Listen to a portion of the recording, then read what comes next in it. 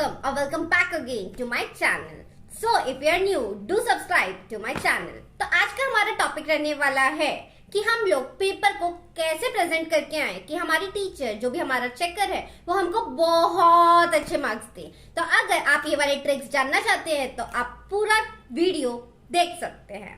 तो सबसे पहले हमको जो चीज याद रखनी है वो ये है कि लेट्स से आप एक रेस्टोरेंट में जाते हैं, ठीक है, और आपको सारी की सारी जो भी आपने फेवरेट डिशेस ऑर्डर की होती थी लाइक पिज्जा, पास्ता, पनीर की सब्जी, रोटी, सब कुछ वो आपको एक ही प्लेट में आजू बाजू मिक्स करके दे देता है, कोई प्रॉपर बाउल में नहीं देता है और ऐसे आपको दे देता है। आप क्या उस खिचड़ी को खाना प्रेफर करोगे? ऑब्वियसली नहीं, राइट। तो सिमिलरली हम लोगों के पेपर की बात आती है, तो हम लोगों को पेपर प्रेजेंट कैसे करना है वो हमको सीखना चाहिए कि हमको खाना कैसे परोसा जाता है। जैसे आपको खाना परोसा जाता है अगर वो अच्छे वे में होता है तो हमारा खाने का मन करता है, अगर उसको आप खिचड़ी की तरह दोगे तो हमारा बिल्कुल खाने का मन नहीं करता है। सिमिलरली आता है आपके पेपर की कहानी। अगर आप लोग अपने पेपर को बहुत नीटली प्रेजेंट करोगे, बहुत अच्छे से लिखे होगे तो किसी का भी मन करेगा उसको और ज्यादा पढ़ने का, ठीक है।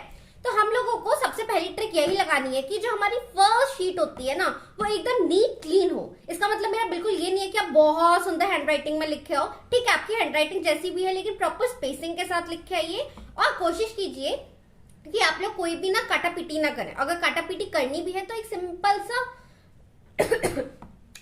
सा उसको काट दीजिए और उसको ज्यादा वाइटनर ये सब लगाने की कोई जरूरत नहीं है, इट लुक्स वेरी बैड, ठीक है। तो आपको बस एक सिंपल सा कट लगा के आगे बढ़ जाना है so that it gives a good look. और आपको हमेशा क्या करना है कि प्रॉपर स्पेसिंग के साथ ही अपना पेपर शुरू करना है, जैसे कि हर एक वर्ड के बीच में कम से कम एक उंगली के बीच का गैप तो होना ही होना चाहिए, ठीक है। उसके बाद हमको एक चीज ये समझनी चाहिए कि हम लोगों का जो भी चेकर होता है उसके पास ज्यादा टाइम नहीं होता हमारा पेपर चेक करने के लिए। तो हमको क्या करना है, बहुत स्पीड में उसको हम लोगों का पेपर चेक कराने के लिए सारे के सारे जो भी हम लोगों के इंपॉर्टेंट पॉइंट्स हैं उनको हाईलाइट कर देना है। That is very very important, ठीक है। जैसे कि मैंने आपको पहले ही बताया कि हम लोगों को जो स्पेसिंग बहुत अच्छी देनी चाहिए, एक उंगली के बराबर हम लोग जो भी क्वेश्चन अटेम्प्ट करें हर एक वर्ड्स के बीच में देनी चाहिए और 2 लाइन की स्पेसिंग हमें देनी चाहिए हम लोगों के हर एक क्वेश्चन के बीच में, ठीक है। लेट्स से मेरा क्वेश्चन नंबर 1 खत्म हो गया है, ठीक है, और मेरा क्वेश्चन नंबर 2 यहाँ से शुरू हो रहा है। तो जैसे कि आप देख सकते हो मैंने इतना गैप दिया है ना, आपको भी ऐसे ही देना है, ठीक है।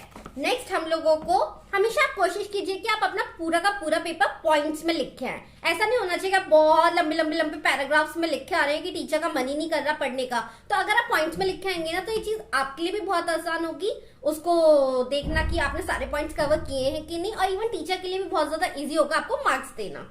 नेक्स्ट होगा कि आपको सारे के सारे डायग्राम्स इंक्लूड करने हैं और फ्लो चार्ट्स भी। जैसे कि लेट्स से हम लोगों के वेरिएबल्स कितने टाइप के होते हैं, 2 टाइप के होते हैं, डिपेंडेंट, इंडिपेंडेंट। तो अब मैंने क्या किया है उसी चीज का एक फ्लो चार्ट बना दिया। अगर मैं ऐसा एक फ्लो चार्ट बना के आऊंगी तो टीचर को एक सेंस आ जाएगा कि इस बच्ची को ये वाली चीज समझ में आ गई है कि ये क्या होता है, और ऐसे पूरे डायग्राम के साथ अच्छे से एक्सप्लेन किया। It gives a good impression. और आपका जो एग्जामिनर है जहाँ पे वो हो सकता है कि आपको आउट ऑफ 5 4 मार्क्स देने का सोचा हो, 5 आउट ऑफ 5 भी दे देगा, ठीक है। नेक्स्ट आता है कि हम लोगों को साइंस का डायग्राम कैसे बनाना चाहिए। साइंस के डायग्राम में खासकर बायो में आपको हमेशा कोई ना कोई क्वेश्चन पूछा जाता है जहाँ पे आपको कुछ ना कुछ डायग्राम बनाना पड़ता है, लेट्स से ब्रेन का, या फिर हो सकता है कि फीमेल रिप्रोडक्टिव ऑर्गन का, या फिर मेल रिप्रोडक्टिव ऑर्गन का, कुछ भी। तो आपको उस टाइम पे क्या करना है कि आपको प्रॉपरली एक गो में डायग्राम बना देना है और यूज शार्प पेंसिल। ऐसा ना हो कि आपकी पेंसिल बहुत मोटी वाली है और जिसका आपका हाथ लग गया पूरा पेपर खराब हो गया एंड स्टफ, ठीक है। तो आप कोशिश कीजिए कि आप एकदम शार्प पेंसिल यूज करें, एक बार में डायग्राम बना दो,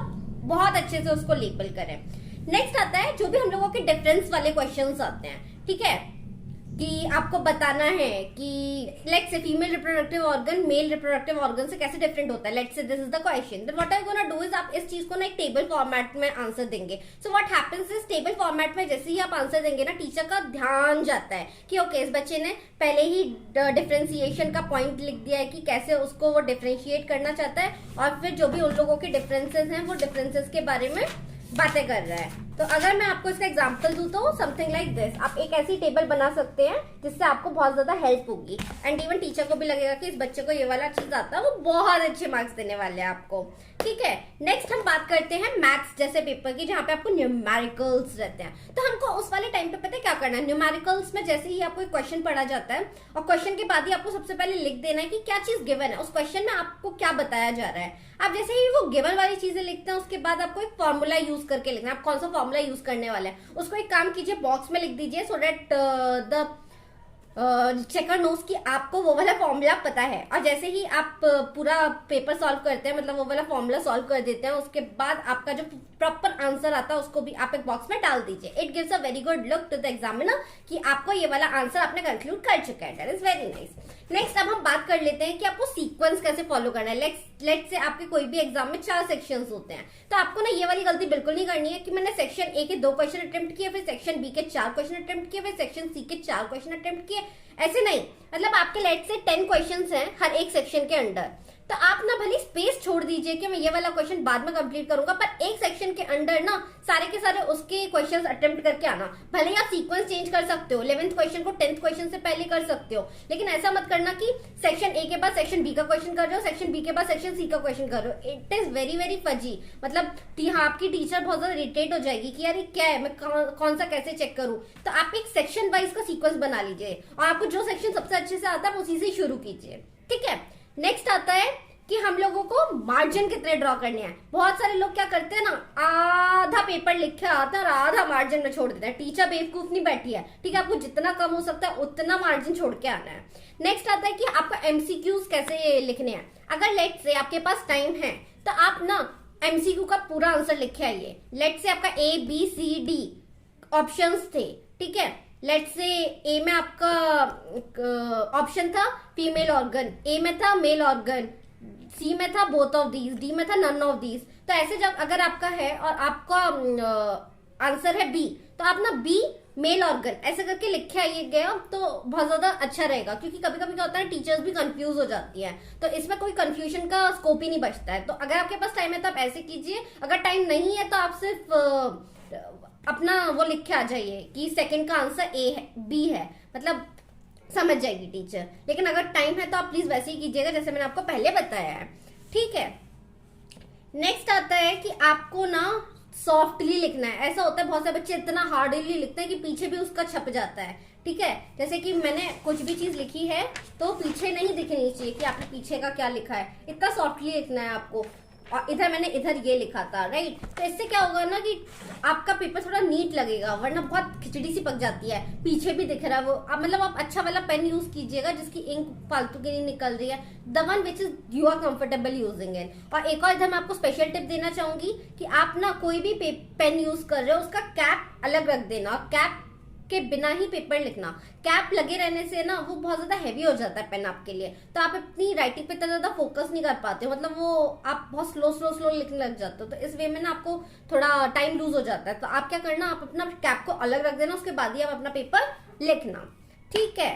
फिर एक और क्वेश्चन आता है कि मेरे को 1 नंबर के क्वेश्चन के लिए कितनी लाइन लिखनी चाहिए, 2 नंबर के क्वेश्चन के लिए कितनी लिखनी चाहिए। तो जब तक आपका 1 नंबर से लेके 3 नंबर तक का क्वेश्चन है ना, जितने भी आपका नंबर का क्वेश्चन है उसकी डबल लाइन कर दीजिए। 1 नंबर पे 2, 2 नंबर पे 4 और 3 नंबर पे 6, इतनी लाइन्स आपको लिख के आनी है। लेकिन यहीं पे अगर आपका 4 से 5 नंबर का क्वेश्चन आ जाता है, 5 से 6 नंबर तक का, तो आपको क्या करना है, थोड़ी मेहनत करनी पड़ेगी। आपको इसमें क्या करना है, अच्छा सा एक डायग्राम बनाना पड़ेगा और अच्छे से पॉइंट्स लिखने पड़ेंगे 6-7, और हर एक पॉइंट को एक्सप्लेन करना पड़ेगा। अगर आप ऐसा करेंगे तो आपको उसमें भी फुल मार्क्स आ जाएंगे।